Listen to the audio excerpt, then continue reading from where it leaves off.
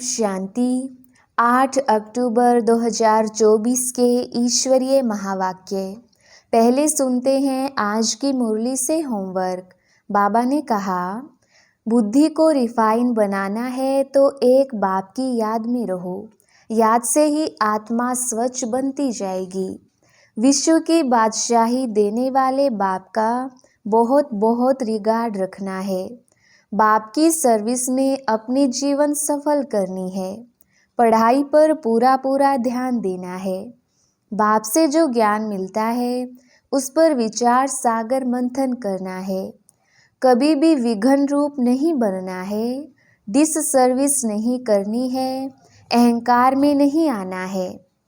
और अब सुनते हैं महावाक्यों को विस्तार से। मुरली का सार। मीठे बच्चे, बुद्धि को रिफाइन बनाना है तो एक बाप की याद में रहो। याद से ही आत्मा स्वच्छ बनती जाएगी। प्रश्न, वर्तमान समय मनुष्य अपना टाइम व मनी वेस्ट कैसे कर रहे हैं? उत्तर, जब कोई शरीर छोड़ता है तो उनके पीछे कितना पैसा आदि खर्च करते रहते हैं। जब शरीर छोड़कर चला गया तो उसकी कोई वैल्यू तो रही नहीं, इसलिए उसके पिछाड़ी जो कुछ करते हैं उसमें अपना टाइम और मनी वेस्ट करते हैं। ओम शांति। रूहानी बाप बैठ रूहानी बच्चों को समझाते हैं। यह भी ऐसे कहते हैं ना, फिर बाप है या दादा है? दादा भी कहेंगे रूहानी बाप तुम बच्चों को यह नॉलेज सुनाते हैं पास्ट, प्रेजेंट, फ्यूचर का। वास्तव में सतयुग से लेकर त्रेता अंत तक क्या हुआ है, यह है मुख्य बात। बाकी द्वापर कलयुग में कौन कौन आए, क्या हुआ, उनकी हिस्ट्री ज्योग्राफी तो बहुत है। सतयुग त्रेता की कोई हिस्ट्री ज्योग्राफी है नहीं, और तो सबकी हिस्ट्री ज्योग्राफी है। बाकी देवी देवताओं को लाखों वर्ष पहले ले गए हैं। यह है बेहद की बेसमझी। तुम भी बेहद की बेसमझी में थे, अभी थोड़ा थोड़ा समझ रहे हो। कोई तो अभी भी कुछ समझते नहीं हैं। बहुत कुछ समझने का है। बाप ने आबू की महिमा पर समझाया है, इस पर ख्याल करना चाहिए। तुम्हारी बुद्धि में आना चाहिए, तुम यहाँ बैठे हो। तुम्हारा यादगार देलवाड़ा मंदिर कब बना है, कितने वर्ष बाद बना है? कहते हैं 1250 वर्ष हुए हैं, तो बाकी कितने वर्ष रहे? 3750 वर्ष रहे। तो उन्होंने भी अभी का यादगार और वैकुंठ का यादगार बनाया है। मंदिरों की भी कंपटीशन होती है ना, एक दो से अच्छा बनाएंगे। अभी तो पैसा ही कहाँ है जो बनावें। पैसा तो बहुत था तो सोमनाथ का मंदिर कितना बड़ा बनाया है, अभी तो बना ना सके। भल आगरे आदि में बनाते रहते हैं, परंतु वह सब है फालतू। मनुष्य तो अंधियारे में है ना, जब तक बनावे तब तक विनाश भी आ जाएगा। यह बातें कोई भी नहीं जानते हैं।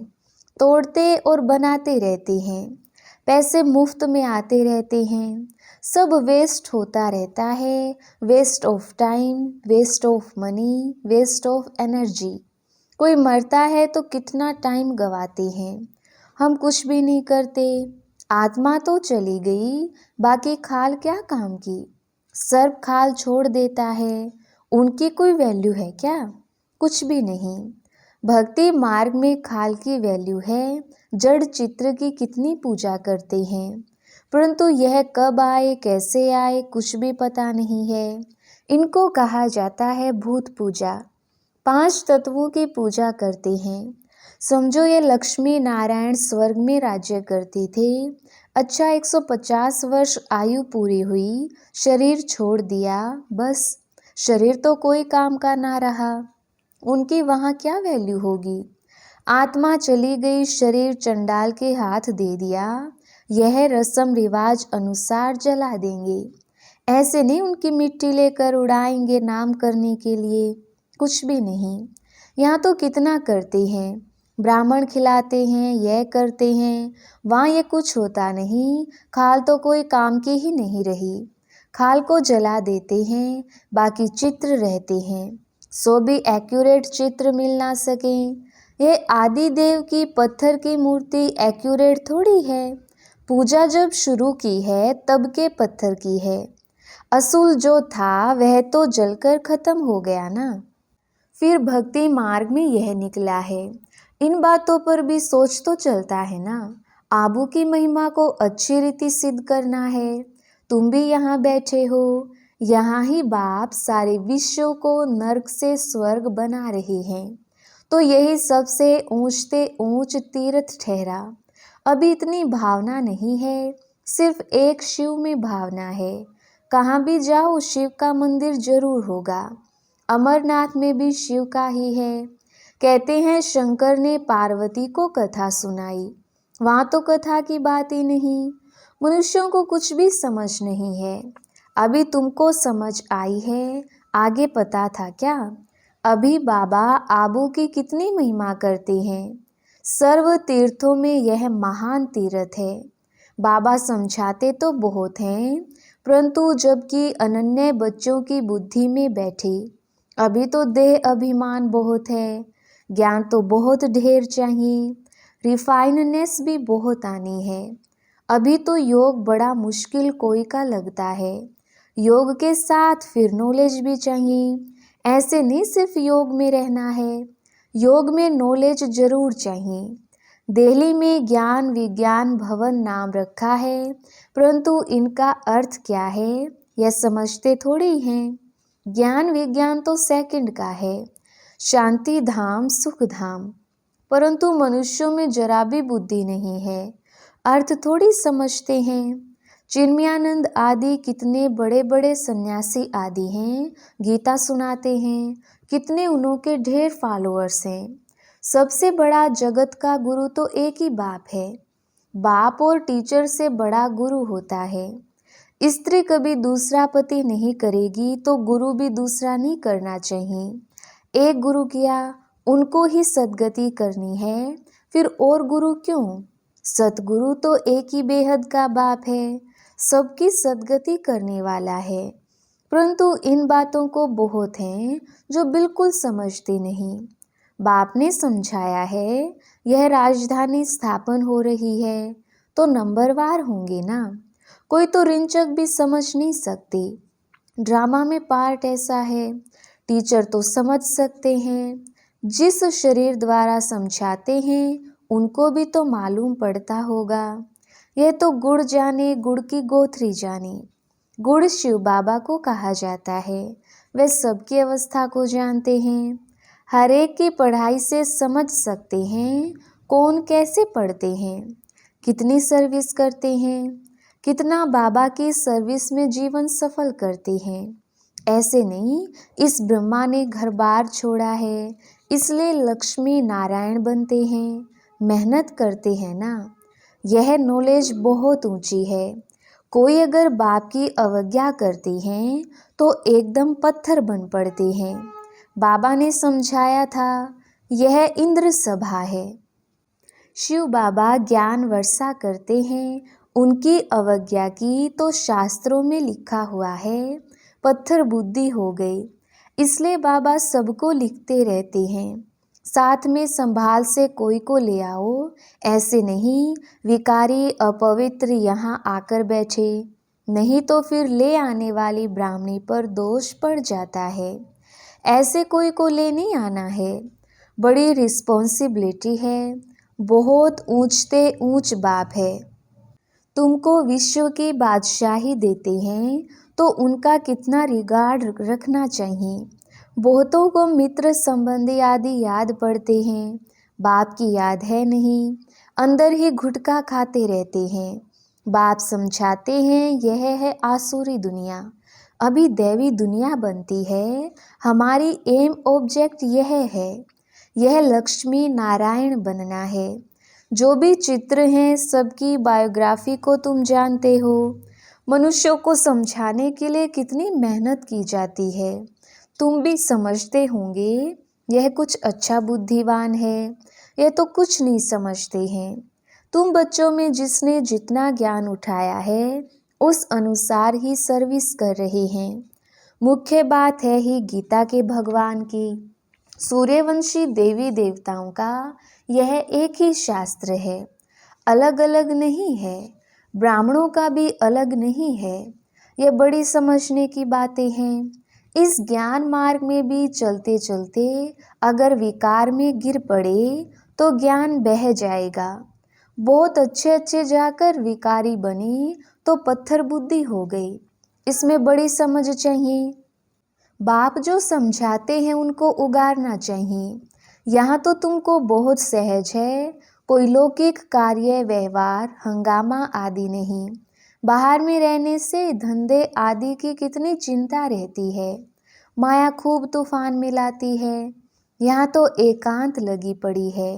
बाप तो फिर भी बच्चों को पुरुषार्थ कराते रहते हैं। यह बाबा भी पुरुषार्थी है। पुरुषार्थ कराने वाला तो बाप है। इसमें विचार सागर मंथन करना पड़ता है। यहाँ तो बाप बच्चों के साथ बैठे हैं। जो पूरी उंगली देते हैं उनको ही सर्विसेबल कहेंगे। बाकी गुटखा खाने वाले तो नुकसान करते हैं और ही डिस सर्विस करते हैं, विघन डालते हैं। यह तो जानते हो ना। महाराजा महारानी बनेंगे तो उनके दास दासियां भी चाहिए। वह भी यहाँ के ही आएंगे।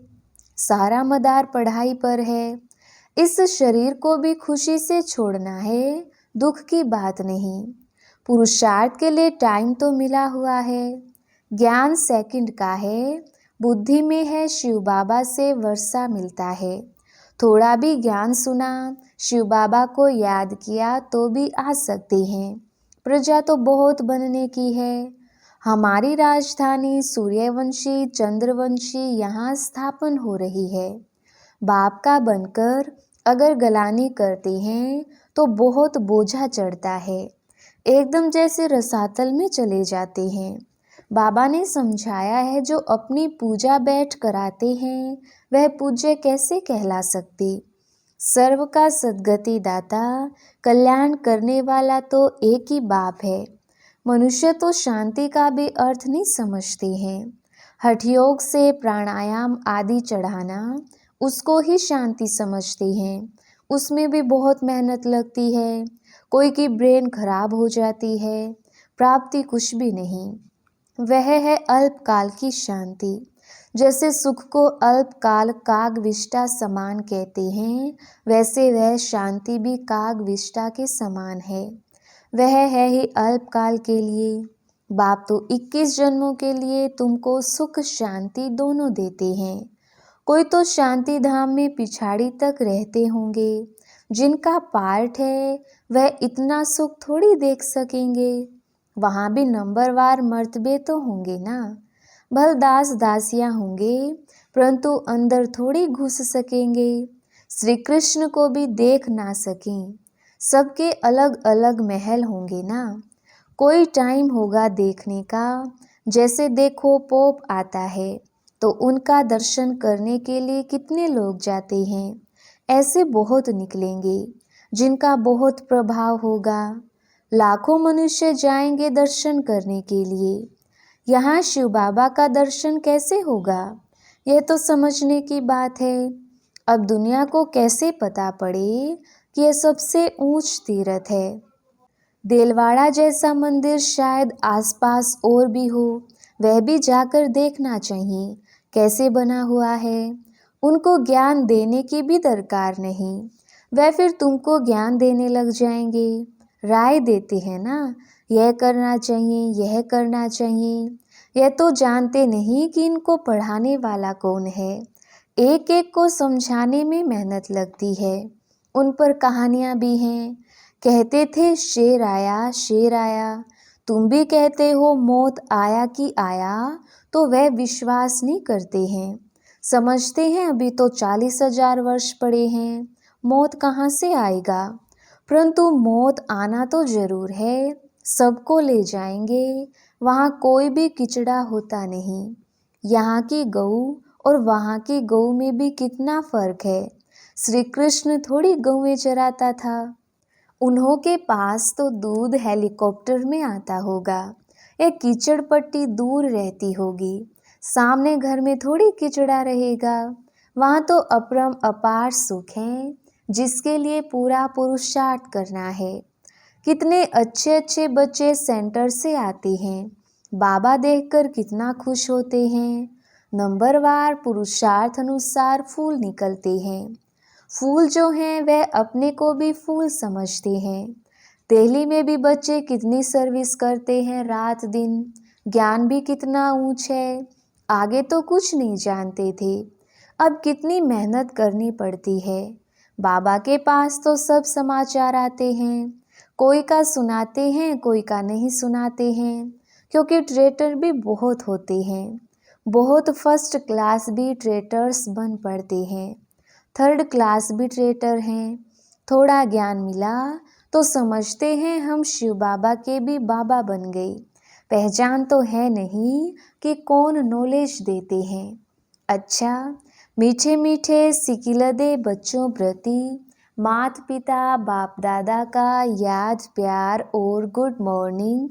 रूहानी बाप की रूहानी बच्चों को नमस्ते।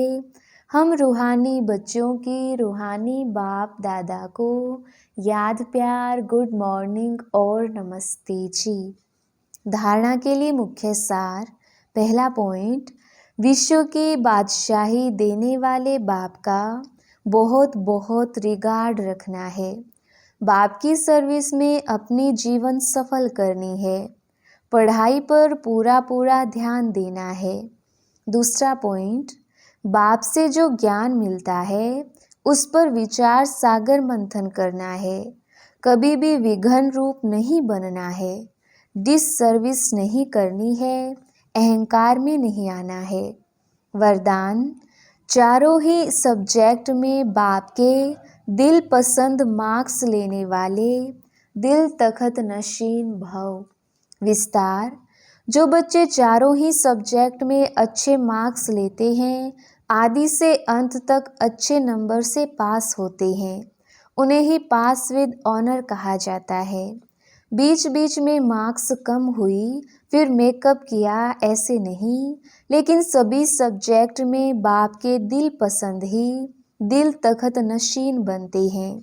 साथ साथ ब्राह्मण संसार में सर्व के प्यारे, सर्व के सहयोगी, सर्व का सम्मान प्राप्त करने वाले दिल तखत नशीन सो राज्य तखत नशीन बनते हैं। स्लोगन, दिल रूबा वह है जिसके दिल में सदा यही अनहद गीत बजता रहे कि मैं बाप की, बाप मेरा। अच्छा, ओम शांति।